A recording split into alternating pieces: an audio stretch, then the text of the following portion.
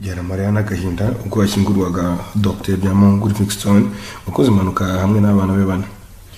Dr. Byamungu Livingstone yakoze impanuka ku itariki ya 31 z'ukwezi kwa 12 ubwo ari mu rugendo mu gihugu cya Uganda. Uyu munsi rero ku itariki ya 12 Mutarama nibwo Dr. Livingstone n'umuryango we bashyinguwe. Umuhango wo guherekeza abagize umuryango watangiye mu rugo rwa nyakwigendera Kimironko mbere yo gusezerwaho mu isengesho ryabereye mu rusengero rwa St Peter i Remera.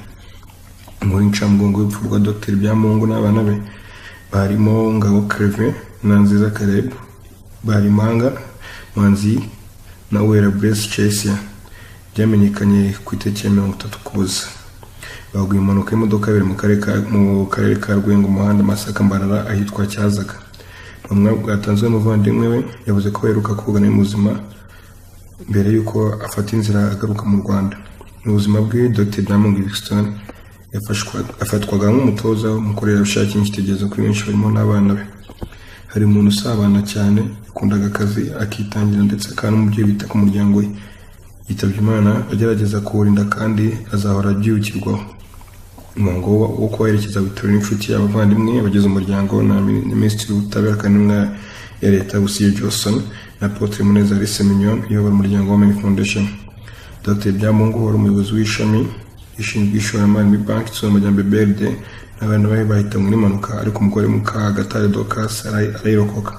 Dr. Byamungu n'abana be bashyinguye mu irimbi rya Rusoro. Amateka avunaguye umunyakuzima bwa Dr. Byamungu Livingstone.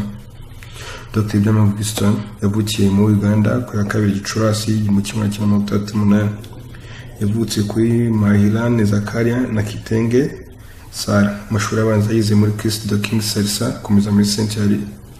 Ayisumbuye na kaminuza byigiye muri Makerere aho yize ibijyanye n'ubuvuzi n'amatungo muri 1989 kugera 94.